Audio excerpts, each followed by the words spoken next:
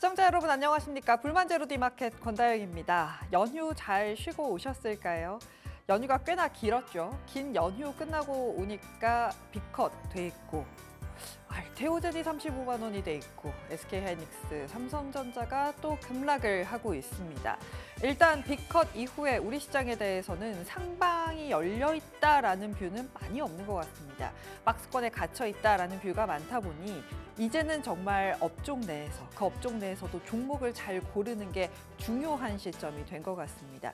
그런 의미에서 오늘 IT가 빠지고 바이오가 오를 때 과연 우리는 어디를 봐야 할지 어떤 종목들을 선택할 수 있을지 잘 좀 골라보셔야 할 것 같습니다. 전반적인 시장 둘러보면서 불만제로 디마켓 본격적으로 출발해 보도록 하겠습니다. 일단 달러 인덱스부터 볼까요? 사실 금리가 내려갔죠. 그렇게 되면 사실은 이 통상적으로는 달러 약세의 요인인데요. 달러 인덱스가 오르고 있습니다. 상승폭을 좀 반납하기는 했는데 그래도 달러 인덱스가 반등을 주고 있는 상황입니다. 파월 의장이 B컷 지속에 대한 시장 기대에 제동을 걸면서 달러 움직임에 영향을 주고 있다라는 분석 나오고 있습니다.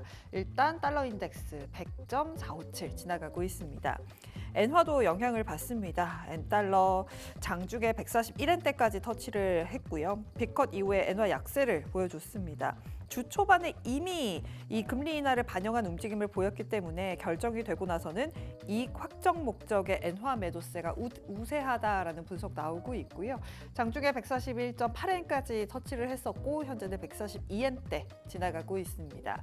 일단 B컷 이후에 이렇게 엔달러가 움직이면서 니케이 지수도 상승하면서 마감이 됐습니다. 장중에는 3% 넘게 상승을 하더니 그 상승폭을 조금 줄여내면서 마감이 된 건 아쉽네요. 일단 2% 넘는 빨간불로 마감이 됐습니다.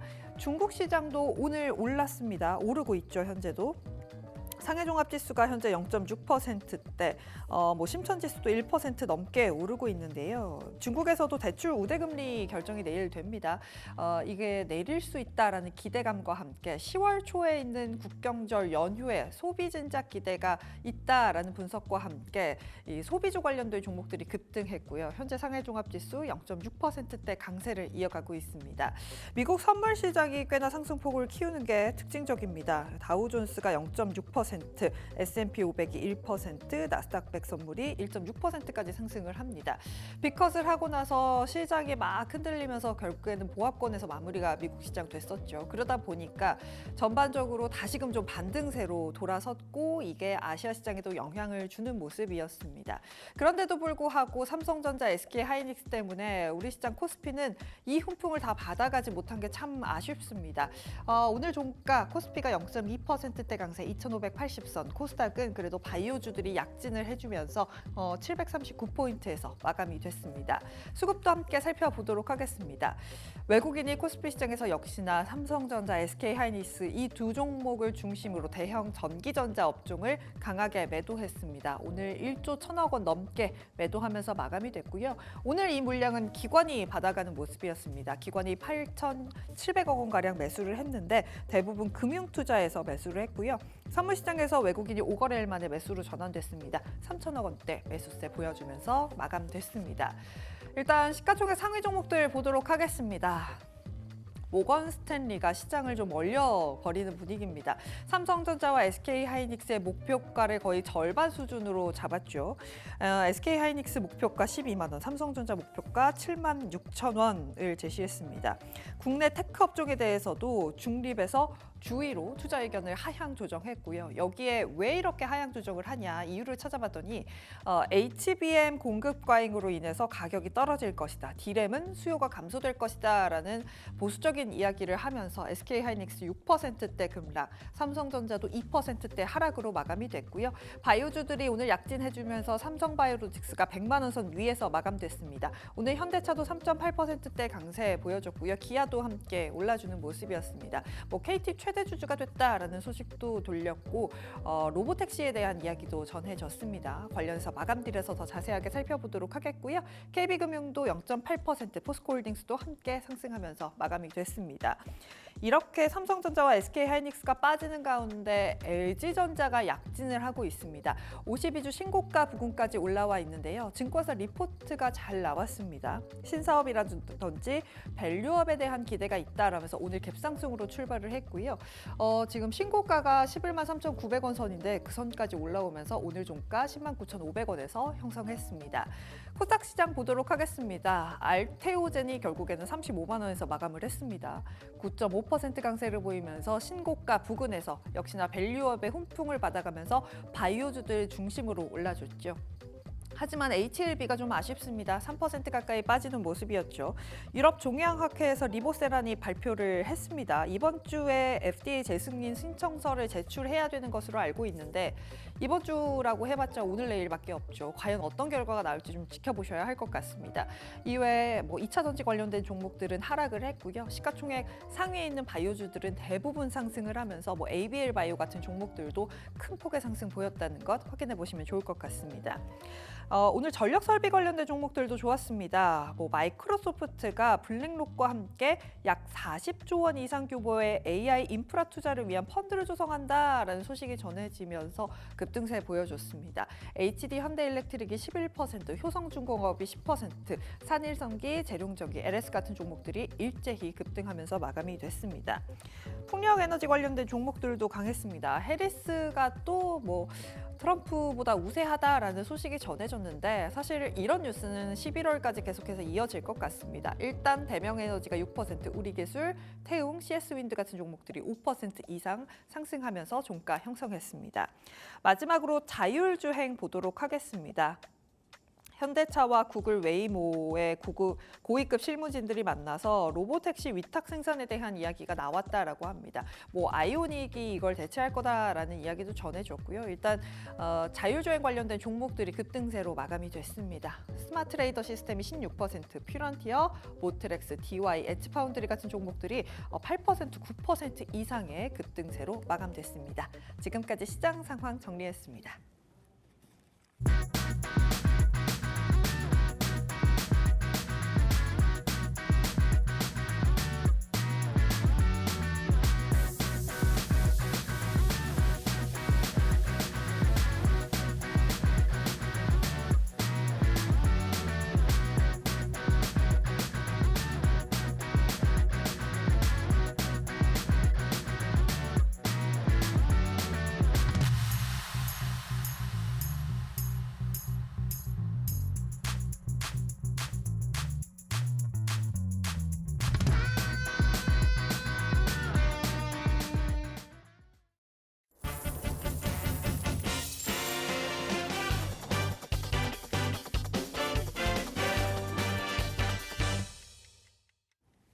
네, 마감될 시간입니다. 키워드 먼저 화면으로 만나보시죠. 네, 오늘의 주제입니다. 빅컷에도 증시 주춤, 그래도 담아둘 섹터는 자동차라고 정해봤습니다. 관련해서 FL자산관리의 길건우 대표와 함께 이야기 나눠보도록 하겠습니다. 안녕하세요. 네, 안녕하십니까. 네. 빅컷을 했는데 시장 왜 이럽니까? 왜 이렇게 갑자기 우울하기 시작해요, 톤이? 지금 니케이는 2%가 올랐고 상해종합만 해도 지금 옆 동네들이 다 오르는데 우린 왜 이럽니까? 우리나라가 반도체가 좀 세서 그렇다라고 생각을 하시는 게 맞을 것 같고요. 그러니까 지수가 조금 그랬지 아래를 조금 보시면은 많이 올랐습니다, 오늘. 오른 종목들은 다 올랐습니다. 네, 오른 종목들은 다 올랐죠. 네, 그렇죠. 모건 스탠리 때문인 거지. 오른 애들은 올랐다라고 생각하시면 될 것 같고, 사실 이제 반도체 영향이 제일 컸던 것 같아요. 모건 스탠리에서 또 자꾸 반도체에 자꾸 겨울을 불러오는 친구가 좀 이렇게 말이 안 맞음에도 불구하고 시장이 불안할 때 던지니까 반응을 하는 것 같아요. 그래서 어찌됐건 최근 5거래일 연속으로 엔비디아도 조금 빠졌었고 필라델피아 반도체 지수도 명절 연휴 때 조금 빠졌고 그러니까 우리나라 명절 끝나고 첫 시장이잖아요. 반영할 수밖에 없었다라고 생각을 하시면 될 것 같고 그다음에 이제 증시에서 어찌됐건 수급이 많이 쪼그라들었다라는 건 알고 계시잖아요. 그러면 수급이 쪼그라들었어요. 그러니까 쓸 수 있는 돈은 적은데 어찌됐건 다른 쪽으로 옮겨붙어야 돼요. 오늘 바이오 많이 갔죠. 게임주들도 조금 움직였죠. 다시 또 이제 밸류업 기대감에 금융주들도 조금 움직였거든요. 여기 수급은 또 뭘로 들어가냐 이거예요. 그래서 갖고 있는 반도체가 조금 차익 실현도 나오고 나중에 이제 목표가가 많이 떨어지다 보니까 조금 불안 심리에 조금 매도도 많이 물량이 나오면서 네. 그게 조금 옮겨갔다라고 생각을 하시면 될 것 같고 당분간은 이렇게 왔다 갔다 할 것 같습니다. 하지만 뭐 모건 스탠리 쪽이랑 반도체 지금 업계 쪽에서는 완전 반대로 얘기하고 있거든요. 니네 옛날에도 틀리지 않았냐? 라고 얘기를 하고 있고 근데 모건 스탠리에서 얘기한 게 이거예요. 스마트폰이나 PC 수요가 많이 줄어들어서 D램 가격 자체가 많이 떨어질 거다라는 거랑 HBM 공급 과잉이다라고 네. 얘기가 나왔는데 제가 볼 때는 이 두 가지 다 반박이 충분히 가능합니다. 네, 첫 번째 이제 스마트폰 PC 수요 감소로 D램 가격이 떨어진다. 근데 수요와 공급이거든요. 네, 근데 스마트폰 쪽도 보면은 이번에 명절 때 간만에 TV 보는데 광고에 3분의 1은 다 아이폰이더라고요. 아이폰이 안 팔릴 것 같아서 광고 더 하는 거 아닙니까? 아니에요. 저는 의외로 지금 시장에서는 조금 그렇게 네. 반응을 하고는 있는데 교체 수요는 저는 충분히 많다라고 봅니다. 왜 그러냐면 최근 들어서 스마트폰을 바꾸는 거는요. 둘 중에 하나입니다. 진짜 새로운 게 나오든지 아니면은 내 거 핸드폰 기존 용량이 딸려서 바꿉니다. 그렇죠. 네, 어쩔 수 없어요. 기존 걸 제 거 지우더라도 안 되거든요. 핸드폰이 네. 버벅거리고. 그래서 바꾸는데 그 교체 수요가 저는 이번 수요라고 봐요. 네, 16과 17. 네, 그러다 보니까 그러니까 이게 문제가 뭐냐면 16으로 바꿀 수도 있겠지만 17에 대한 기대가 더 크니까 이게 지연될 거라는 분석도 있는 거잖아요. 지연이 되더라도 사실은 하반기는 항상 증시의 하반기는 내년 상반기 거 땡겨오거든요. 그렇죠. 네, 근데 17이 내년 상반기 때 나올 거 아니에요. 그러면 어찌됐건 주가에는 반영이 될 거고 네, 그다음에 15가 의외로 안 팔렸다라고 생각하시는 분들이 굉장히 많은데 전작 대비해서 의외로 선방했습니다. 네, 중국 스마트폰이 그렇게 나왔음에도 불구하고 그래서 아이폰은 크게 흔들리지는 않는다. 네, 그리고 아이폰 자체가 사실은 프리미엄 핸드폰이라고 하는 $1,000 이상에서는요. 점유율 자체가 어마어마합니다. MS를 어마어마하게 잡고 있기 때문에 저는 어찌됐건 스마트폰 수요도 살아날 걸로 보고 PC 수요도 사실은 저희가 코로나 때 이미 교체 수요를 미리 땡겨서 썼어요. 근데 일반적으로 노트북과 PC의 교체 주기가 5년 왔다 갔다 하거든요. 그럼 그 주기도 사실은 올해랑 내년이 이제 교체 주기인 거예요. 그러면 내년 전망치 나쁘지 않고요. HBM 공급 과잉 얘기하는데 지금 엔비디아 이번에 그 젠슨 왕이 나와서도 얘기했잖아요. 수요가 너무 많아서 기분이 좋다라고 얘기를 했고요. 네. 방금 전에도 이제 앵커님 앞에서 얘기하셨지만 MS랑 블랙록이랑 네. AI 인프라 동맹했어요. 네. 그러니까 여기에서 또 인프라 동맹의 주는 뭐냐면 AI 데이터 센터랑 거기에 들어가는 에너지원 같이 하는 거거든요. 근데 이렇게 지금 서로 전쟁인데 HBM에 대해서 벌써 수요를 안 된다라는 하는 얘기는 저는 좀 어불성설이다라고 보고 있어서 네. 별로 그렇게 신경 안 쓰셔도 될 것 같습니다. 너무 기우다. 기우다. 그러면 네. 지금 외국인이 이렇게 삼성전자와 SK 하이닉스를 팔고 있는 건 단순히 차익 실현을 해서 잘 갈 섹터를 담아가는 거다라고만 해석하면 될까요? 그렇게 보셔도 되고요. 네. 근데 그래도 불안하잖아요. 그쵸. 그러면 이제 숫자를 한번 보시면 좋은데 앞에는 제가 수요를 얘기했으니까 공급도 얘기를 해볼게요. 네. 그러니까 D램 가격이 안전하게 우상향을 하거나 유지만 돼도 사실은 괜찮은 거거든요. 근데 지금 HBM3가 기존의 주요 제품들이었어요. 근데 3E로 하반기부터 지금 바뀌어가고 있습니다. 그러면 내년은 주도가 3E가 될 거예요. 근데 지금 삼성전자와 SK 하이닉스에서 실적 발표하고 내년 가이던스 얘기할 때 어떤 얘기를 했냐면 HBM 이미 내년 거 물량 끝났다. 그러니까 다 이미 팔린 거예요. HBM 같은 경우 미리 만들어 놓고 파는 게 아니라 주문 들어오면 파는 거거든요. 그럼 3E 쪽을 계속 수요를 맞추려면 기존 D램 라인이 바뀌어야 됩니다. 그러니까 기존의 D램 라인이 수요가 조금 떨어지더라도 HBM으로 바꿔버리면 돼요. 수요를 따라가야 되니까. 그러면 기존 D램 가격은 올라갈 수밖에 없습니다. 그래서 지금 PC D램 가격 4분기 때가 작년 대비해서 그다음에 전 분기 대비해서도 한 5에서 8% 정도 늘어날 걸로 예상하거든요. 그럼 D램 가격 선방했죠. 그다음에 이제 낸드 쪽 ESSD 쪽도 보면은 지금 8월에 수치 나왔는데 8월 가격이 16에서 19% 정도 늘었어요. 네, 그리고 4분기 전망치도 최대 8%까지 늘 거거든요. 그럼 가격 선방하고 있죠. 공급적인 측면에서도. 그러니까 수요와 공급 둘 다 보더라도 사실은 이건 기우여서 최근 들어서 어찌됐건 조금 빠지긴 했지만 실적 발표 3분기 거 나오고 나면은 시장에서는 또 다르게 반응을 할 거예요. 그래서 너무 가지고 계신 분들도 불안해하지 마시고 반대로 반도체 아예 나 손 못 대겠어라고 하시는 분들도 생각을 조금 바꾸셔도 저는 될 것 같아요. 그럼 기우라면 지금 이렇게 빠질 때 매수 가능하다? 저는 충분히 매수 가능하다고 봅니다. 지금 그러면 10월 초까지는 어쨌든 이벤트 공백 상황이잖아요. 네. 삼성전자가 네. 실적을 발표하기 전까지는. 맞습니다. 그 전까지 조정이 오면 충분히 매수 기회로 삼을 수 있다라고 해석을. 저는 충분히 보고요. 왜냐하면 이제 금리 인하를 빅컷을 했어요. 네. 근데 시장에서 그 10월까지 그 말 그대로 공백기가 있어요. 실적 네. 발표 전까지. 그 다음에 또 그 사이사이에서 대선 때문에 이슈가 무진장 왔다 갔다 할 겁니다. 이 상황에서 주도 섹터를 명확하게 잡을 수 있느냐?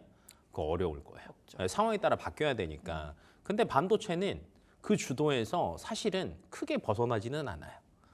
그러니까 2년, 3년을 쭉 본다라고 하면 반도체를 빼는 전문가는 없을 거예요. 그렇죠. 증권사 리포트들도 마찬가지고요. 근데 이제 지금 당장 최근에 HBM에 대한 수요 때문에 너무 주가가 선반영이 됐다 보니까 이게 이제 우려감이 겹쳐진 거죠. 안 그래도 더 갈까 하고 있는데 모건 스탠리가 찬물을 쫙 끼얹어 버리니까 그래 좀 그랬지 하면서 빠지고 그다음에 비컷 했으니까 야 금리 인하 지금 안 그래도 0.5% 했는데 두 번 남은 거 0.25, 0.25 또 할 거야. 그다음에 내년에 1% 정도 할 거야. 그러면 지금 금리 딱 반이에요. 내년이 지나면 그러면 금리 인하 시작이야. 피벗 했네. 그러면 금리 인하기 때 갈 섹터 뭐야? 오늘 바이오 움직이는 거 보세요. 네, 그리고 게임주 내셨거든요. 근데 최근에 게임주들이 움직이기 시작하고 네. 있잖아요. 그러니까 시장의 수급이 움직인 거예요. 네, 그래서 너무 그렇게 어렵게 생각하실 필요는 없다. 많이 빠질 때마다 어찌됐건 뭐 매수의 기회로 삼으셔도 저는 충분하다. 일단 주도주는 없지만 그래도 어쨌든 IT에 대해서 부정적으로 볼 이유는 없기 때문에 담아갈 수 있는 기회가 될 수 있다. 하지만 주도주가 없기 때문에 지금부터 사람들은 다른 섹터를 찾을 거거든요. 오늘 바이오가 그랬죠. 그렇다면 바이오 이외에 우리가 담아갈 수 있는 게 오늘 주제가 자동차란 말이에요. 네. 완성차 업체들도 담아갈 수 있다라고 보시는 걸까요? 네, 저는 충분히 가능하다라고 보는 게 최근에 그 주가 변동성이 굉장히 심했잖아요. 뭐 이틀, 3일 가는 섹터들 없었고 네. 기업들도 거의 없었거든요. 근데 시장에서 변동성이 굉장히 심할 때 조금 안전하게 갔던 게 금융 관련주였습니다. 네, 근데 금융주가 왜 안전하게 갔냐면 그나마 밸류업 기대감. 그러니까 아직까지 기대감들이 남아있는 섹터는 좀 잘 갔어요. 근데 이제 자동차 쪽도 보면 최근에 어찌됐건 현대차가 얘기했죠. 내년부터 3년간 4조 원 자사주 매입하겠다. 라고 얘기했고 배당금 올해 마지노선을 10,000원으로 잡았어요. 그럼 분기 배당금 올려야 되거든요. 네. 그리고 3년 동안 매년 순이익의 35% 주주 환원하겠다. 그러면 기존 수치보다 거의 10% 이상 올라간 거예요. 그럼 밸류업에서 사실은 은행 금융주만 다 넣을 수는 없습니다. 네, 그럼 여기에서 제조업 분야가 들어간다라고 하면 지금 제조업이라고 하면 반도체, 자동차 대표적인 거. 근데 반도체는 지금 주저하는 얘기가 전혀 안 나오고 있어요. 근데 자동차는 냈잖아요. 그러면 들어갈 확률이 굉장히 높겠죠. 그럼 상품 하반기 때 나오면은 연말에 나오면 어쨌든 반영될 거예요. 그래서 이런 것들이 조금 있다라는 거. 두 번째는 또 이제 최근에 자동차 쪽 현대차에서 좋은 뉴스가 나왔습니다. GM이랑 포괄적 협력을 위한 MOU 하겠다. 저는 이 포괄적이 정말 잘한 것 같아요. 왜요? 왜냐하면 현대차가 기존에도 잘 보시면 아시겠지만 미국에 투자 많이 했습니다. 투자 많이 했는데 항상 주가는 못 갔어요. 미국 자동차들 잘 갈 때 빠지고요. 미국 자동차주 빠질 때 더 빠지고요. 항상 이제 좀 평가 절하 당했다라고 생각하시면 되는데 이게 조금 애매한 위치여서 그랬던 것 같아요. 현대차 같은 경우가 전기차 라인업이 어찌됐건 미국 북미 쪽에서는 많이 점유율을 올리고는 있지만 그래도 아직은 조금 수치가 미미하다라는 거. 그다음에 이제 내연기관 쪽에 어찌됐건 아직은 판매량이 더 많다 보니까 조금 반영이 안 됐다라고 생각하시면 되는데 최근 들어서 하이브리드 때문에 조금 그 가치가 조금 올라갔고요. 네. 그다음에 이제 북미 쪽에 준출은 하고 있지만 사실은 현대차의 주력 판매가요 중소형 라인입니다. 그다음에 중형 SUV. 근데 북미 쪽은 보면은 사실은 대형차를 선호해요. 그렇죠. 근데 GM의 메인은 대형차거든요. 이걸 갖다 팔 수 있고요. 그다음에 아마 11월에 대선이 결과가 나오고 내년이 넘어가다 보면은 결론은 해리스도 마찬가지고 트럼프도 마찬가지고 결론은 저는 관세 얘기는 계속 나올 것 같아요. 왜냐하면 해리스는 지금 어찌됐건 부자 감세 안 없애고 계속 더 하겠다라고 얘기를 하고 있고 그다음에 트럼프는 없애겠다라고 했어요. 그러면 둘 다 이것만 올리면 불만이 생기거든요. 그러면 해외에서 들어오는 기업들한테도 세금 더 때릴 거고요. 트럼프 입장에서는 이쪽에서 못 받으니까 밖에서 왕창 때릴 받아야죠. 거예요. 그러면 자동차는 항상 그 관세에서 권리적 거리입니다. 그러면 우리나라에서 생산하면 혜택 줄게는 분명히 들어갈 거예요. 그러면 GM 거를 같이 쓴다? 충분히 가능성이 높다라는 거죠. 그래서 평가를 다시 받을 수 있다. 라는 관점, 그다음에 판매되는 자동차의 라인업들도 늘어난다. 그러면 생산량도 어찌됐건 받쳐주고 판매량도 늘어나니까 매출도 늘어나는 구조다. 라는 관점으로 보신다라고 하면 저는 자동차 섹터 하반기 때 괜찮을 것 같습니다. 네. 네. 첫 번째로는 일단 주주환원책에 영향을 받을 수 있는 부분이고 두 네. 번째로는 GM과의 협업을 긍정적으로 볼 수 있겠다라고 말씀을 해주셨습니다. 최근에 사실 이 현대차가 제일 많이 움직였었던 게 인도법인 IPO 이야기가 나오면서 많이 움직였었어요. 네. 거기서 IPO 하면은 뭐 몇 조를 가져올 수 있다더라 라면서 급등을 했다가 그걸 사실 지금 많이 반납을 해낸 상황이긴 한데 인도법인 IPO는 계속해서 주가에 긍정적으로 영향을 줄 수 있을까요? 아니면 이미 다 반영이 됐을까요? 이제 그때 당시에 그 예비 투자 설명서 제출했다라고 할 때 이제 시장에서 조금 반영을 했어요. 왜냐하면 그 현대차의 주요 판매되는 대륙이 아시아, 북미, 유럽 이렇게거든요. 그리고 인도가 포함이 돼요. 근데 인도에서도 어찌됐건 판매량도 괜찮고 점유율도 굉장히 많이 올리다 보니까 시장에서 굉장히 좋게 생각하고 있었는데 그걸 IPO 해버린다? 근데 그 자금을 가지고 다시 재투자를 해서 판매량을 늘린다? 굉장히 좋은 소식이잖아요. 근데 이제 이때는 예비 투자 설명서 제출한 거예요. 근데 이거를 심사하는 게 평균적으로 두세 달 걸린답니다. 그러면 이제 6월 14일 날 제 기억으로는 14일인데 그러면 이제 9월 14일이잖아요. 네. 그러면 아마 이번 달 말이나 다음 달 초쯤 되면 된다 안 된다가 나올 거예요. 근데 예를 들면 안 된다라고 나오면 시장에서는 주가가 조금 빠지겠죠. 근데 안 될 이유를 한번 찾아본다라고 하면 사실은 제조업은 안 될 이유가 별로 없습니다. 예를 들면 이제 바이오나 뭐 아니면 이제 우리나라 뭐 이커머스나 이런 것들처럼 한다라고 하면 자국 것 때문에 조금 배척을 할 수는 있어요. 네. 근데 반도체나 자동차나 이런 거 들어와서 뭔가 한다?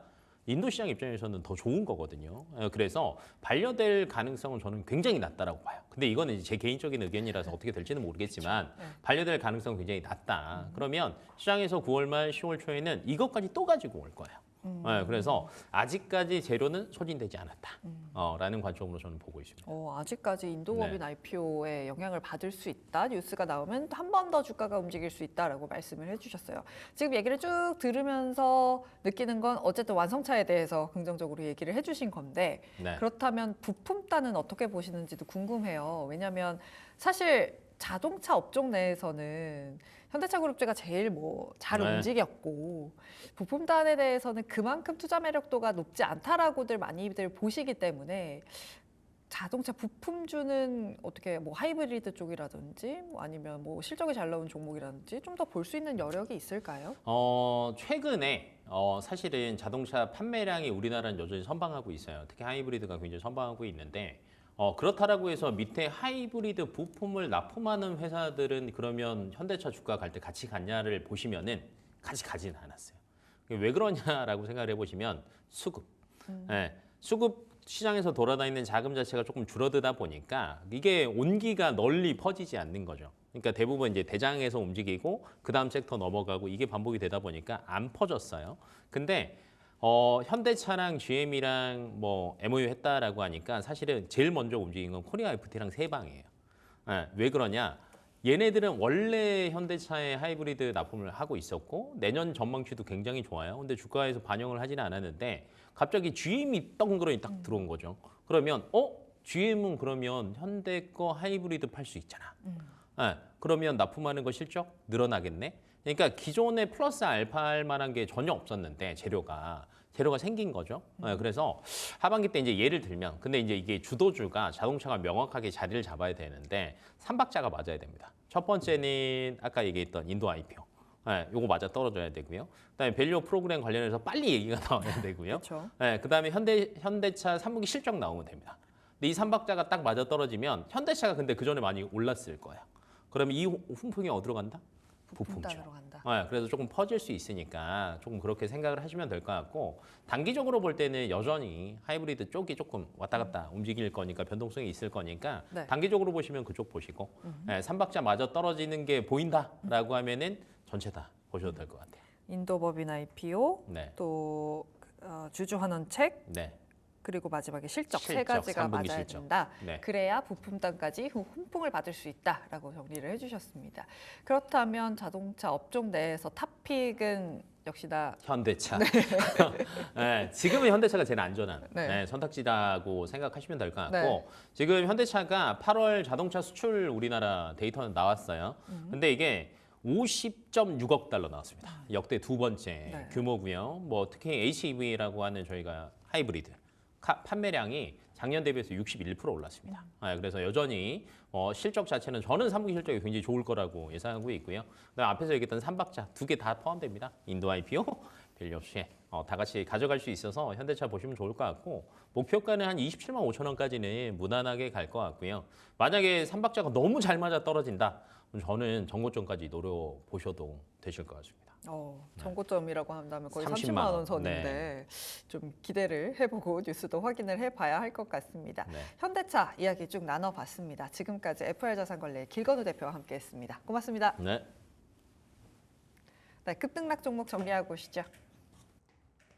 네, 마감딜 급등락의 김주영입니다. 긴 연휴 이후 첫 거래일이었는데요. 오늘 양지수 상승으로 출발했지만 장중에 혼조세 보이기도 했습니다. 다만 그래도 빨간불 지켜내면서 마감을 했는데요. 오늘 시장에서 어떤 종목들에 관심 가졌는지 같이 한번 정리해 보겠습니다. 오늘 상승했던 종목 5위 살펴보면요. DY입니다. 앞서서도 이야기가 나왔지만 현대차 그리고 구글 웨이모가 로보택시 사업에서 협력할 수 있다라는 이야기들 나오면서 영향 받아갔습니다.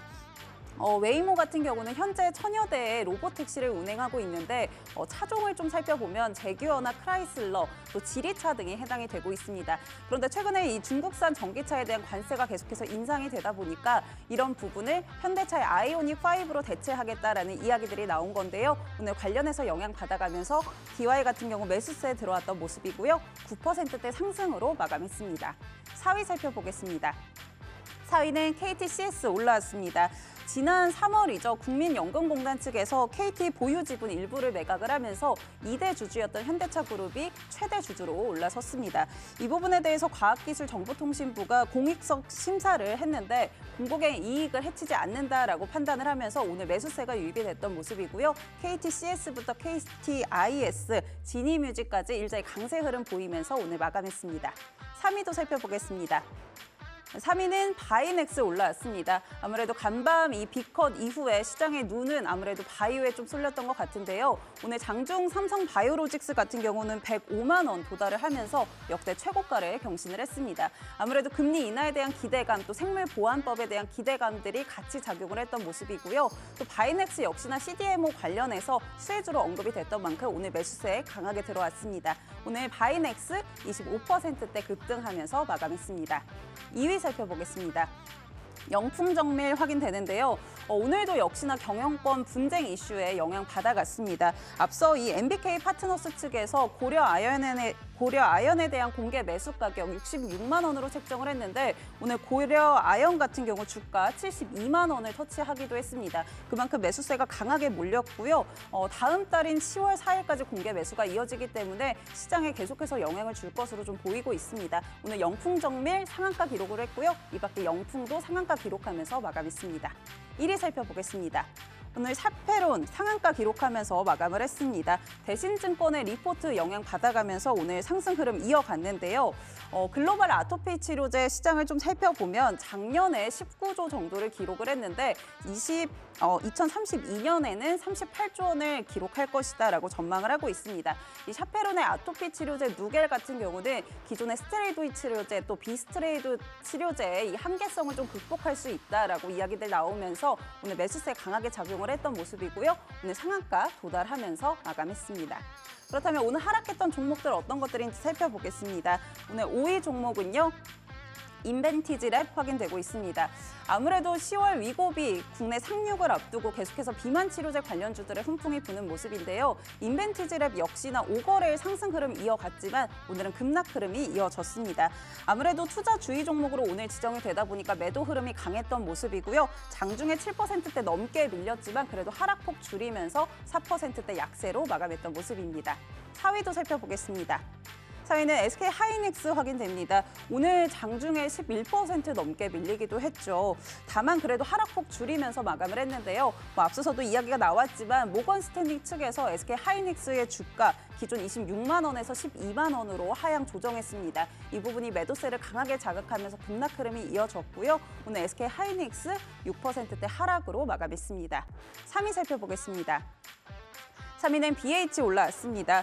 내일 애플이 공개한 이 아이폰 16 출시를 앞두고 있는데요. 오늘 아이폰 부품주들 전반적으로 좀 부진했습니다. 연휴 사이에 들려왔던 소식들을 좀 살펴보면 애플 전문 애널리스트라고 불리는 이 거밍치가 13일부터 아이폰 16의 사전 주문 판매량을 좀 확인을 해봤더니 지난해 대비해서 한 13% 줄었다라고 밝히면서 예약 부진에 대한 우려들이 좀 나왔죠.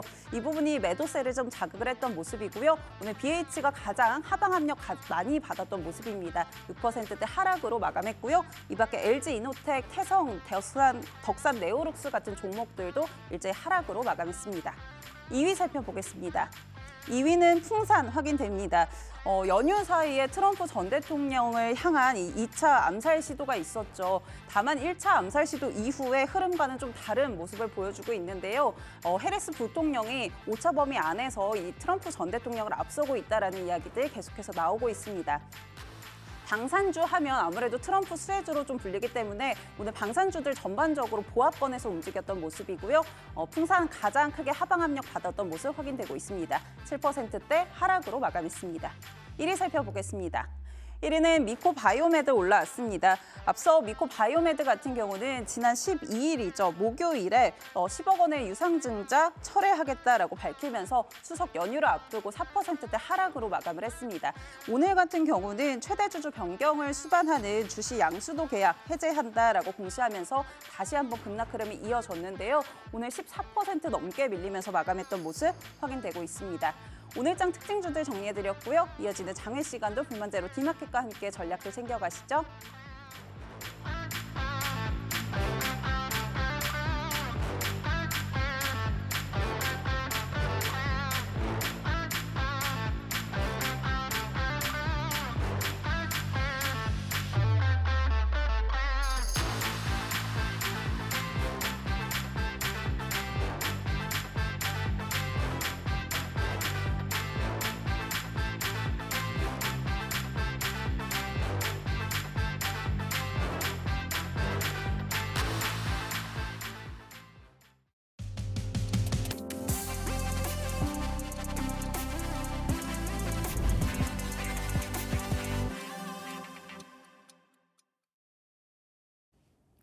오늘의 타임어택입니다. 오늘은 오로라 투자자문의 이슬이 팀장과 함께 하겠습니다. 안녕하세요. 네, 안녕하세요. 네, 연휴 마치고 첫 거래일이었는데 정말 되게 정신없이 하루가 흘러간 것 같습니다.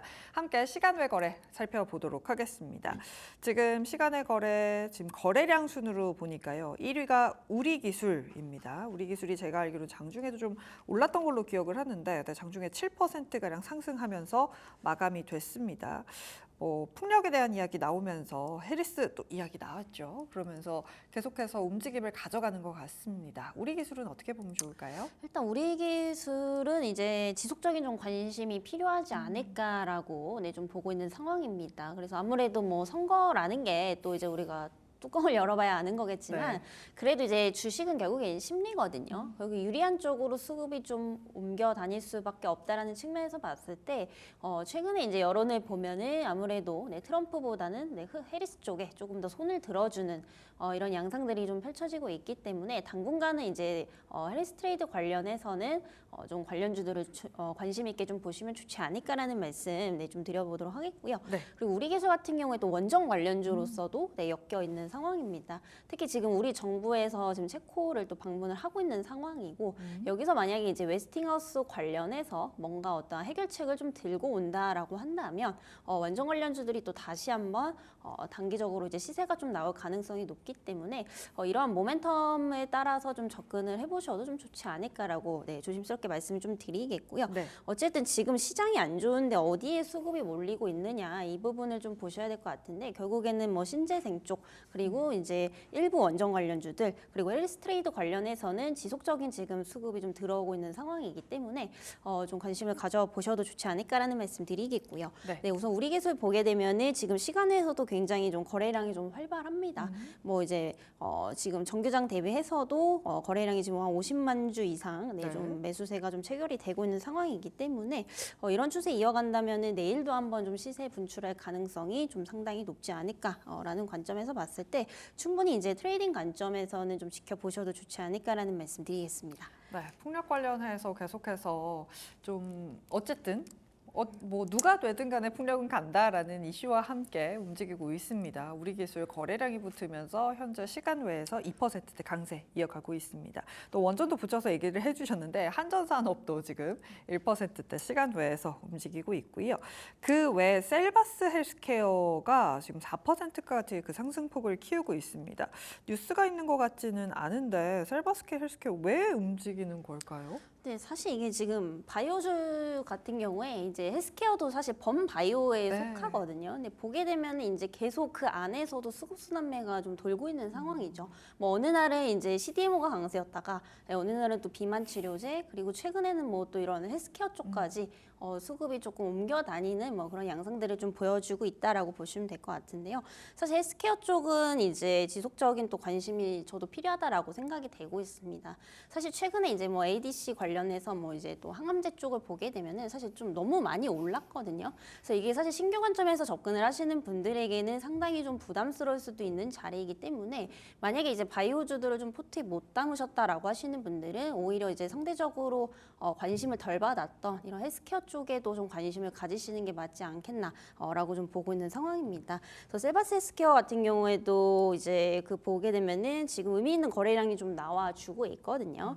네, 이제 시간에서 보게 되면은 이제 5,420원대 그리고 이제 거래량도 한 17만 주가 넘게 이제 좀 들어오고 있는 상황이고요. 그래서 최근에 보면 이제 고점 대비 굉장히 좀 많이 눌렸습니다. 그래서 13,000원대에서 지금 5,200원대까지 고점 대비 거의 50% 이상 눌렸던 상황이기 때문에 최근 이제 제약바이오주들의 흐름을 보면 굉장히 좋습니다. 이미 뭐 반도체에서 주도주는 이제 제약바이오 쪽으로 많이 옮겨왔고 그 바이오주 내에서도 수급순환매에 대한 어떤 그런 이제 부분들을 좀 이용을 해본다면은 충분히 좀 트레이딩 관점에서 접근 가능하지 않을까라고 보고 있고요. 또 무엇보다도 이런 헬스케어 관련주 쪽에서 가장 큰 메리트는 결국 이제 가격 부담이 기타 기업들과 비교했을 때 좀 적다라는 겁니다. 그래서 최근에 이제 시장의 흐름들을 보게 되면은 결국 이제 바이오 쪽에 이제 수급 쏠림이 지속적으로 좀 일어날 수밖에 없기 때문에 기존 종목들 못 잡으신 분들에게는 뭐 하나의 좀 대안이 될 수 있지 않을까 이렇게 좀 정리를 드려보도록 하겠습니다. 네, 셀바스 헬스케어 코멘트까지 함께 들어봤습니다. 코스피 시장에서 지금 시간 외 거래에서 조금 제가 보고 싶은 종목이 SK 이터닉스입니다. ESS 관련해서 신재생에너지랑 붙여서 볼 수 있겠죠. 일단 시간 외 거래에서는 약세를 소폭 보여주고 있는데요. 뭐 거래량이 그렇게 많지는 않습니다만 어쨌든 뭐 상한가도 기록을 했었고 이 친환경 에너지와 함께 갈 수 있다 해서 관심 종목으로 넣어두신 분들이 많을 것 같아요. 어떻게 보세요? 네, 일단 ESS도 계속해서 좀 보셔야 되지 않을까라는 말씀 드리겠고요. 네. 결국에 이제 그 신재생 그리고 ESS는 좀 같이 갈 수밖에 없는 이제 친환경 이제 산업이라고 좀 보시면 될 것 같습니다. 그래서 최근에도 이제 상한가로 이제 마감을 했고요. 그리고 이제 기술적으로 좀 보게 되면은 상한가 이후에 어떤 그런 추가적인 어떤 그런 시세 이탈은 좀 일어나지 않은 뭐 그런 상황이기 때문에 지금 관점에서 굉장히 조금 잘 버텨주고 있다 정도로 좀 보시면 될 것 같고요. 그리고 ESS 관련해서는 지금 뭐 우리나라뿐만이 아니라 글로벌 기업들이 굉장히 많은 또 투자를 하고 있는 상황입니다. 결국에 앞으로도 이제 전력에 대한 어떤 부족 현상은 좀 지속이 될 수밖에 없다라는 거. 그리고 이제 그 환경 문제도 굉장히 좀 심각해지고 있는 상황입니다. 올해 이제 굉장히 좀 더웠다라는 것도 결국에 이제 탄소가 굉장히 좀 문제였다라는 거거든요. 이렇게 보면은 지금 뭐 우리나라뿐만이 아니라 전 세계적으로 봤을 때 결국에 이제 친환경 쪽 사업은 지속적인 관심을 좀 가질 수밖에 없다라는 측면에서 봤을 때 이런 산업적인 전망은 굉장히 좀 좋다라고 좀 보고 있는 상황입니다. 그래서 지금 이제 주가가 좀 말해주고 있지 않나라고 보고 있는 상황이고요. 결국에 이제 상한가 밑으로 이탈을 하지만 않는다면은 지금부터 계속해서 좀 좀 우상향을 그려줄 가능성이 상당히 좀 높다라고 좀 보고 있는 상황이기 때문에 좀 관심을 두시면 좋지 않을까라는 말씀 드리겠고요. 결국에 이제 ESS 쪽도 깊게 들어가면은 해리스 관련해서 또 이제 엮일 수 있는 부분들이 좀 상당히 많기 때문에 네. 최근에 이제 또 관련주들이 계속해서 좀 상승이 나오고 있습니다. 번갈아 가면서. 그래서 이런 부분들을 봤을 때 충분히 좀 관심 있게 지켜보셔도 좋지 않을까라는 말씀 드리겠습니다. 네, 시간의 거래 함께 살펴봤는데요. 계속해서 뭐 해리스 트레이드 관련된 쪽, 또 의료 AI 관련된 쪽이 계속해서 움직이고 있다라고 정리할 수 있을 것 같습니다. 지금까지 시간의 거래 함께 정리했습니다.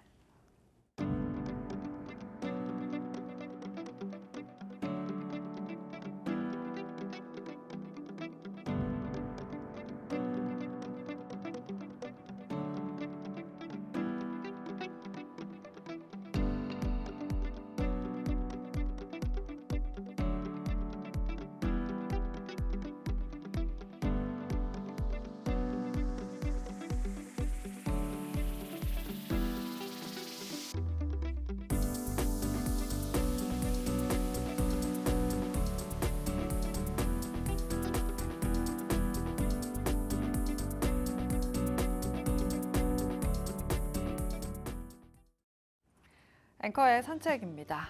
일단 빅컷이 되고 나서 첫 거래일이었는데요. 우리 시장 좀 아쉽긴 합니다. IT 투톱이 빠지면서 코스피는 크게 오르지 못했고 그래도 빅컷으로 인해서 바이오주들이 좀 급등하는 양상을 보여줬습니다. 이런 흐름이 지속될 수 있을지 우리 코스피 지수에 박스권에 들어왔다라고 하는데 왜 그런 건지 전반적으로 좀 살펴보도록 하겠습니다. 드디어 금리 정책 피벗이 시작이 됐습니다. 금리 인하 시기로 돌아섰다라는 겁니다. 4년 6개월 만에 금리 인하 사이클로 돌아오게 됐는데요. 이 인하를 하면서 어떤 이야기들이 나왔는지 자세하게 살펴보도록 하겠습니다. 일단 이렇게 빅컷을 한 이유를 살펴보시면 물가 안정에 대한 자신감이 확대됐고 실업률 상승은 경계를 해야 하기 때문에 한 번에 빅컷이 나온 겁니다. 지금 뭐 GDP 성장률, 실업률 성장률, PCE 전망 같은 것을 쭉 정리를 해놨는데요. GDP 성장률 같은 경우는 0.1%포인트 하향 조정이 됐고요. 실업률 전망 같은 경우가 0.4%포인트 좀 상향 조정됐습니다. 25년, 26년도 상향이 되면서 컨센서스보다 좀 높게 상향 조정된 겁니다. 즉 물가가 연준의 목표치로 가고 있다라는 판단 하에 금리 인하 사이클을 시작할 때 경기라든지 고용 불안을 전제하기 위해서 좀 선제적으로 빠르게 정확하게 빅컷을 했다라고 해석을 하면 될 것 같습니다. 점도표에서도 이를 해석할 수 있습니다. 고용과 경기 불안을 선제적으로 조기에 대응하겠다는 의지를 나타내는데요. 보시면 24년 점도표 5.1에서 4.4로 하향 조정됐습니다. 24년에 FOMC 두 번 중 두 번 다 금리 인하가 될 것이다라는 이야기 나왔고요. 26년 중에 금리 인하 사이클을 종료하겠다라는 것을 시사했습니다. 이렇게 26년이면 사실 그렇게 길게 남지 않았죠. 조기에 빠른 통화정책 정상화로 경기 불확실성을 제어하겠다라는 것을 점도표에서도 확인을 해볼 수가 있습니다. 점도표는 이렇게 나왔는데 사실 우리가 또 기다리고 있는 게 있습니다. 내일 일본은행의 금리가 결정됩니다. 다른 세계 은행들과는 다르게 금리를 올릴 수도 있겠다, 매파적인 발언이 나올 수도 있겠다라는 분석이 나오고 있죠. 만약에 여기서 매파적인 발언이 예상보다 더 세게 나온다면 엔캐리 청산이 조금 더 이루어질 수 있다. 이 물량은 좀 대비를 해야 한다라고 모든 증권사에서 이야기를 하고 있었습니다. 또 우리에게 남아있는 건 계속해서 최근에 보시면 미국 경제 지표와 우리 코스피가 함께 가는 걸 알 수 있는데요. 미국 소매 판매와 코스피를 나타낸 표고요. 이건 미국 경기 서프라이즈 지수를 표현한 표입니다. 보시면 경기 침체 여부에 굉장히 민감도를 높여가게 되면서 미국 경기 서프라이즈 지수도 일단은 상승을 하고 있기 때문에 시장이 더 빠지지는 않을 것이라는 전망이 나와 있습니다만 그래도 이 지표에 계속 민감하게 시장이 흔들릴 수 있다는 것은 알고 있어야 한다라고 분석이 있습니다. 그렇다면 우리가 체크해야 할 이번 주 다음 주의 경제 지표들은 어떤 것들이 있는지 일정부터 먼저 보도록 하겠습니다. 일단 오늘 BOE 정책회의가 있고요. 미국 실업수당 청구 건수도 발표가 됩니다. 내일 BOJ의 금융정책 결정회의가 열리고요. 또 중국에서도 금리가 결정이 됩니다. 23일 다음 주 월요일에는 9월 S&P 글로벌 미국 제조업 PMI가 발표가 되고요. 26일에는 2분기 미국 GDP 확정치, 또 금요일에는 8월 미국 PCE 물가가 발표됩니다. 이런 지표들이 계속해서 시장을 흔들 수 있는 지표이기 때문에 잘 확인하면서 투자에 임하셔야 한다라는 겁니다. 그렇다면 증권사별로는 어떻게 보고 있는지 살펴보도록 하겠습니다. 대신증권에서는요. 일단 밸류에이션 측면에서 1차 지지선이었던 2,540에서 2,570대는 아마 저항대로 바뀔 것이다. 이제 봐야 하는 건 2,650선 회복 시도가 될 수 있느냐 없느냐인데요.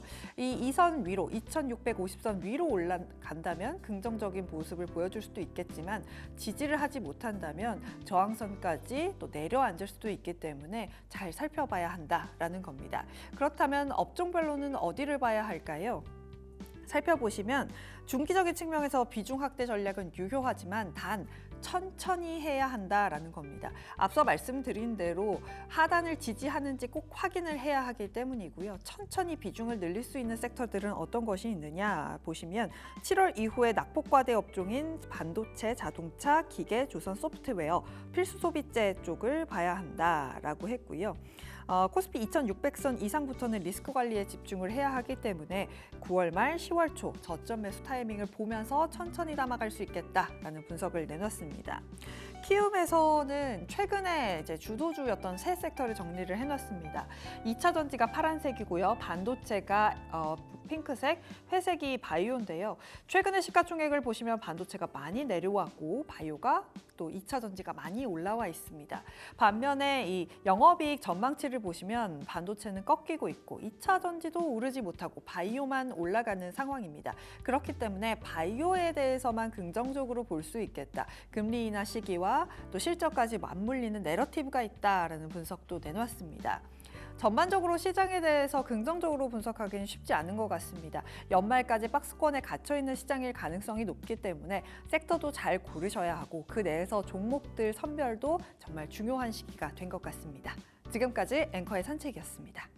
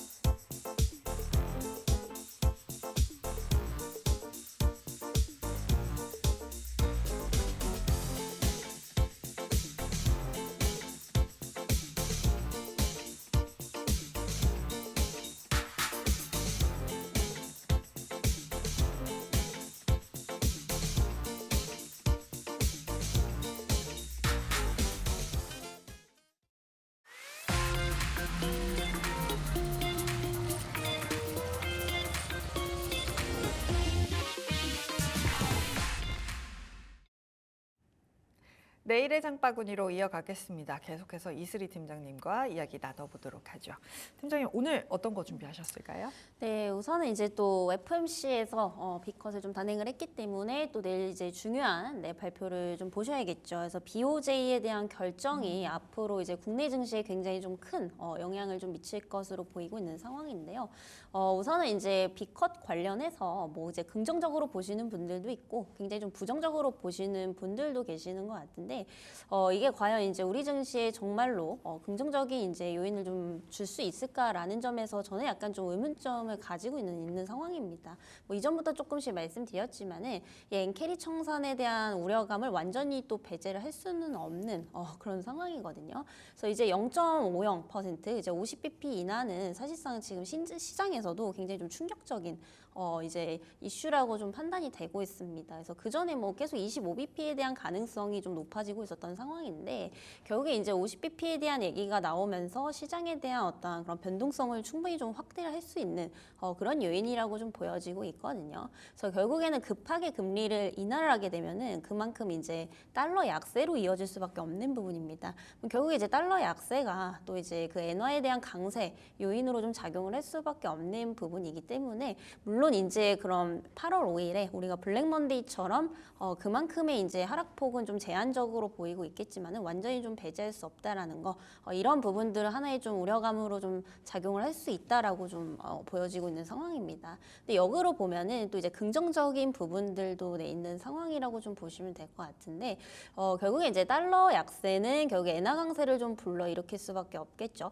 그럼 이제 엔화에 대한 어떤 선호 심리가 이제 계속해서 좀 증가할 수밖에 없게 되고 이렇게 되면 이제 신흥국 증시에도 자금 유입으로 좀 이어질 수 있다라는 점은 오히려 또 이제 긍정적으로 좀 보셔도 좋지 않을까 이렇게 좀 보고 있습니다. 그래서 결국에는 이제 내일 이제 BOJ에 대한 어떤 결정 여부가 상당히 좀 중요하지 않을까라고 보고 있고요.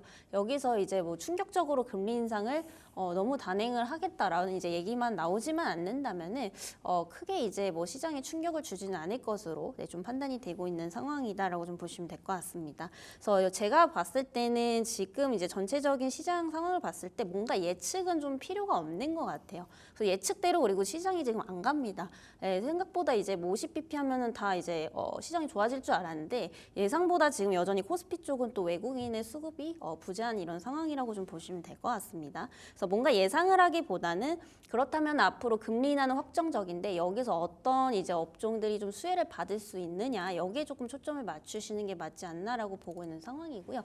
대표적으로 지금 이제 보셔야 될 게 금리 인하에 대한 최대 수혜주들 그리고 이제 대표적으로 이제 원화 강세에 따른 이제 수혜주를 좀 보시는 게 맞지 않겠나라고 좀 보고 있는 상황입니다. 그래서 상반기에는 이제 그 수출주들이 이제 굉장히 좀 주도를 했었죠. 근데 이제 달러 강세가 아니라 약세로 좀 변하게 된다라고 한다면 그만큼 이제 원화 강세에 따른 어떤 수혜를 볼 수 있는 종목들이 앞으로 좀 주목을 받을 가능성이 상당히 높다라고 보고 있는데 대표적으로 뭐 항공주들도 있겠고요. 그리고 이제 이제 은행주들, 금융주들도 좀 같이 보시면 좋지 않을까라는 말씀 드리겠습니다.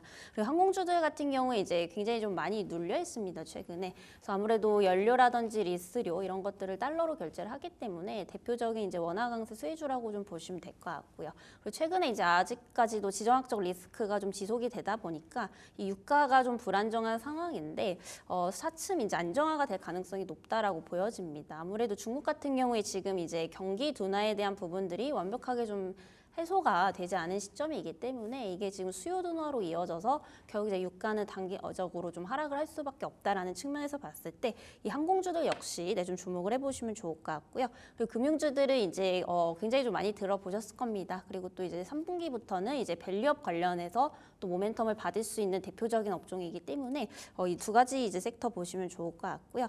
그리고 이제 금리 인하에 따라서 이제 가장 큰 또 수혜를 볼 수 있는 게 대표적으로 이제 제약바이오 쪽이라고 좀 보시면 될 것 같습니다. 그만큼 이제 국내 바이오 기업들은 아직까지 이제 성장 초입기에서 굉장히 좀 적극적인 이제 투자를 하고 있기 때문에 그만큼 이제 자본 조달에 있어서 굉장히 좀 큰 수혜를 받을 수밖에 없다라는 거. 네, 그런 부분들을 봤을 때 지금 이제 우리 시장의 바이오주들의 좀 수급이 쏠리고 있는 게 아닌가 이렇게 좀 판단이 되고 있고요. 결국에 이제 이런 추세들이 좀 지속이 된다라고 한다면 앞으로 이제 그 시장의 주도 업종은 지속적으로 이제 제약바이오가 될 가능성이 상당히 높다라고 보고 있습니다. 네, 일단 금리 인하 시기가 들어오면서 전통적으로 달러 약세를 보이죠. 그렇게 된다면 엔화 강세 또 원화 강세로 이어질 수 있기 때문에 원화 강세 수혜주라고 할 수 있는 항공주, 금융주 볼 수 있고 또 금리 인하 시기에 대표적으로 성장주들이 가장 수혜를 받는다라고 하면서 오늘 우리 시장에서도 바이오주들이 급등 양상을 보였습니다. 이렇게 바이오주 내에서도 바이오주도 이렇게 급등과 또 금리 인하 시기에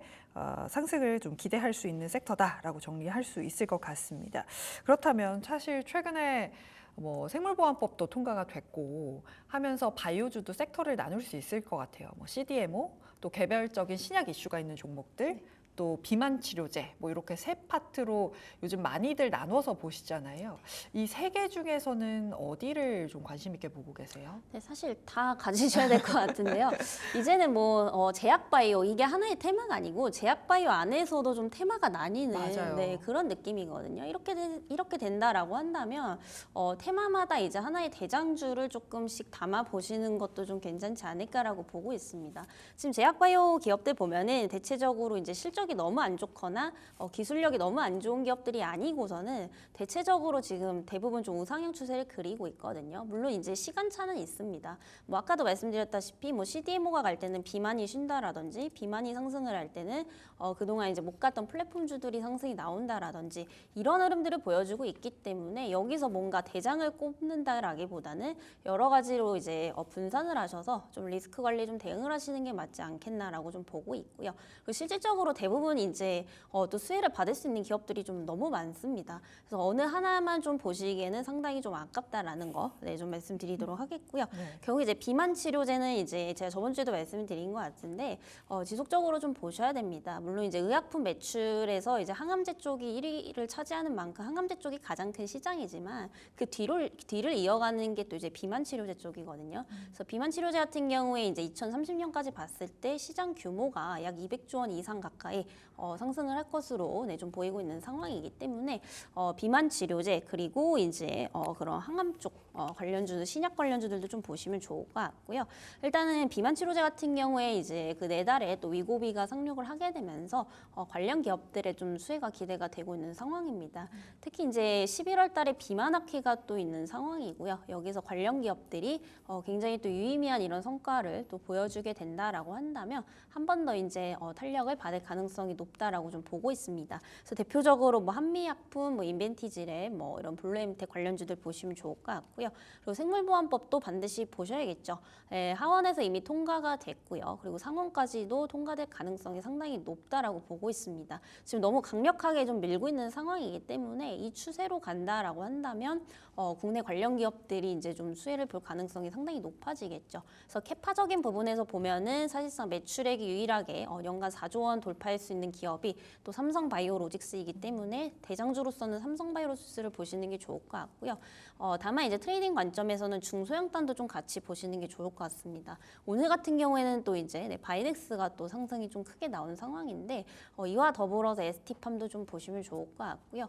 결국에 이제 지금 바이오 제품들 같은 경우에 뭐 상용화된 것보다는 아직까지는 이제 임상 쪽 CDMO에 대한 수요가 훨씬 더 많이 나오고 있기 때문에 이 중소형단에서도 앞으로 네, 좀 수혜가 기대가 되고 있다라는 점에서 좀 둘러서 보시면 좋을 것 같다라는 말씀 드리겠고요. 끝으로 이제 유전자 치료제 쪽도 최근에 이제 굉장히 좀 많이 눌려 있는 상황입니다. 그래서 유전자 치료제 같은 경우에 이제 앞서 말씀드렸던 뭐 CDMO, 바이오시밀러 그리고 뭐 이런 관련주들에 비해서 상대적으로 좀 과대납폭 구간이 좀 길어졌던 상황이기 때문에 좀 신규 관점에서 보신다면은 이제 유전자 치료 쪽도 네, 같이 보시면 좋겠다라는 말씀 드리도록 하겠습니다. 저는 그래도 세 개 중에 하나를 좀 골라주실 줄 알았는데 바이오가 워낙 다 잘 가다 보니까 뭘 하나 놓치기가 쉽지가 않습니다. 첨단생물보안법이 통과되면서 CDMO도 관심 가져야 되고 비만 치료제 관련된 쪽도 놓칠 수가 없고 또 뭐 항암제 쪽이라든지 아니면 유전자 치료제 쪽도 놓칠 수가 없다. 지금 조정받은 종목들 좀 있다라고 말씀을 해주셨습니다. 그렇다면 바이오 내에서 탑픽으로 보고 계신 종목은 어떤 게 있을까요? 네, 이제 유전자 치료제 쪽은 대부분 잘 얘기를 안 하시는 것 같더라고요. 네, 맞아요. 네, 그래서 오늘 하나 가져와 봤는데 이제 올릭스라는 종목을 좀 보시면 좋을 것 같습니다. 근데 이 종목도 사실 단기적으로는 좀 많이 올랐거든요. 그래서 충분히 좀 세론 정도는 나올 수 있는데 오히려 눌려주면은 조금 매수의 기회가 될 수 있지 않을까라고 보고 있습니다. 그래서 올릭스 같은 경우에 이제 siRNA 치료제 이제 기반으로 해서 이런 원천 플랫폼 기술을 또 보유를 하고 있는 기업이다라고 좀 보시면 될 것 같은데요. 사실 이 RNA 시장도 이제 매년 좀 커질 것으로 좀 보이고 있습니다. 그래서 연평균 한 17% 정도 고성장할 것으로 보이고 있는데 사실 이런 RNA 기반이라는 점에서 그 RNA 치료제와 형태는 좀 비슷하지만 사실 RNA 치료제는 이제 다양한 형태로 유전자 발현을 좀 조율을 한다라고 한다면 이 siRNA 같은 경우에는 이제 나노 입자로 특정 타깃을 이제 억제해주는 이런 기술을 좀 가지고 있기 때문에 특히나 이제 치료가 어려운 이제 난치병 치료제에 있어서 앞으로 좀 주목을 받을 수밖에 없는 이런 치료제라고 좀 보시면 될 것 같습니다. 그래서 올릭스 같은 경우에 지금 관련 이제 국내 기업들 중에서 개발 단계가 좀 가장 빠르다라고 좀 보시면 될 것 같고요. 특히 이제 RNA 관련해서 최근에 이제 탈모 치료제 관련해서도 또 임상 1상에서 또 안정성에 대한 부분들도 입증을 받은 상황이고요. 연내 이제 시험에 대한 결과 발표도 좀 나올 것으로 보이고 있는 상황이기 때문에 하반기까지 모멘텀은 지속적으로 좀 가져가 볼 수 있다라고 좀 보여지고 있습니다. 그리고 최근에 이제 아까 말씀드렸지만 뭐 비만 치료제도 굉장히 좀 중요하다라고 말씀드렸죠. 그래서 올릭스 같은 경우에 이제 그 또 비만 치료제 쪽 관련해서 신약 개발을 하고 있는 상황인데 사실 뭐 위고비든 삭센다든 대부분 우리나라 기업들도 GLP-1 계열로 대부분 이제 치료제를 만들고 있는 상황인데 이 올릭스 같은 경우에는 또 비만 치료제 쪽도 이 siRNA 관련해서 또 이제 독자 기술을 좀 가지고 있는 상황이기 때문에 이에 따른 좀 기대감도 가져가 볼 수 있지 않을까라고 보고 있는 상황이고요.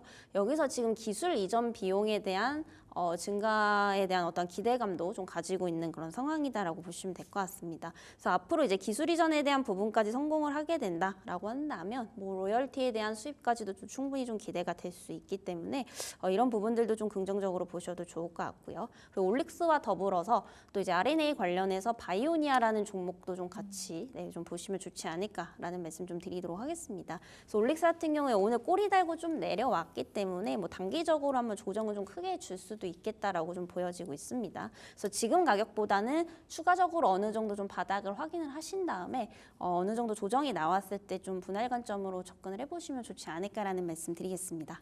아무래도 내일 뭐 BOJ도 있고 이제 금리 인하하고 우린 첫거래일이었기 때문에 충분히 조정이 나올 수 있는 기간들은 남아 있습니다. 그렇기 때문에 조정이 나온지 확인을 하고 접근해 볼 수 있는 종목으로 올릭스와 바이오니아 같은 종목 볼 수 있겠다라고 말씀해 주셨습니다.